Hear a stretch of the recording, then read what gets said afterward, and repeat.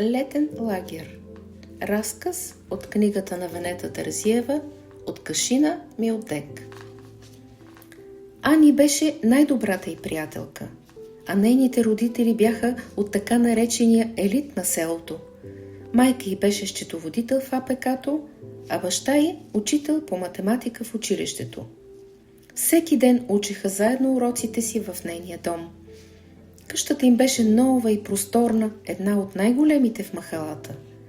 Няма да забрави как майка й прескачаше от работа в ранния следобед, за да ги нагледа как се справят с домашните. „Момичета, написахте ли си домашните?“ „Да!“ „Чудесно! За награда съм ви донесла нещо от сладкарницата.“ Носеше им кисело мляко, топла кифла или баничка. Киселото мляко беше с каймак и се ядеше на локумчета. Беше божествено вкусно. Тя хвърляше по един поглед на тетрадките и им казваше: „Вече може да си играете с куклите.“ Катя с нетърпение чакаше този момент.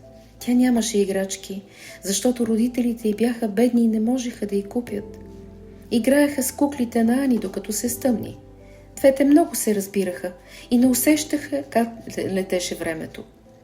Катя и Ани бяха отлични ученички и ги избраха за дружинен и заместник дружинен председател в училището. Идеше лято и от училището ги предложиха да отидат на международен лагер школа във Варна.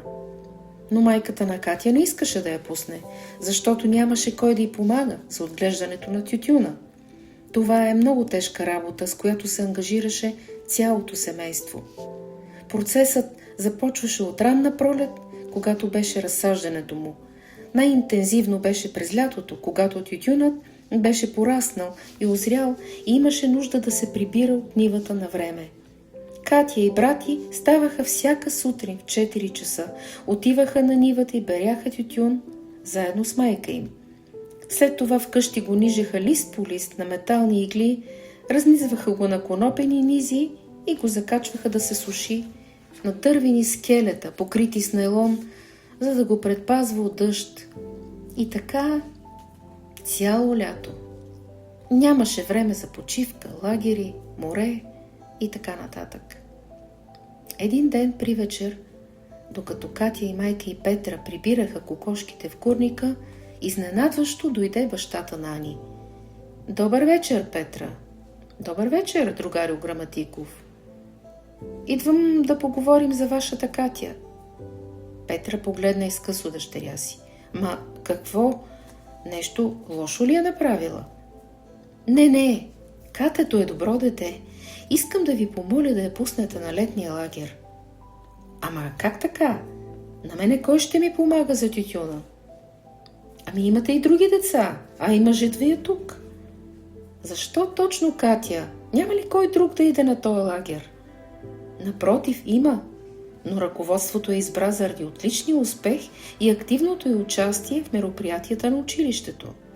За нея е напълно безплатно. Имате умна дъщеря, Петра.“ При тези думи Петра замислено каза: „Не знам. Трудно ще ми е, но ще помисля.“ „Помислете си, Петра. Не лишавайте дъщеря си от наградата, която е заслужила. Двете сани ще заминат заедно. Това е важно за тях и за училището, защото ще участват в международна среща, семинар на ученици от различни страни. Ще има също руски и чешки деца.“ Следващата вечер Катя си преговаряше урока по география, а майка й шеташе нещо в кухнята, като си мърмореше как винаги си има работа в една къща. Но изведнъж Катя чу майка й да се обръща към нея.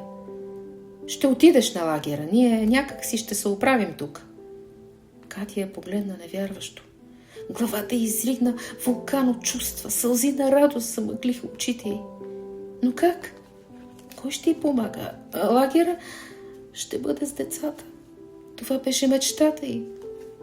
Изведнъж осъзна, че ще ходи заедно с другите. Тръпки преминаха през цялото й тяло. Прегърна майка си, благодари и хлипайки, и хукна към своята приятелка да сподели сполетялото я щастие.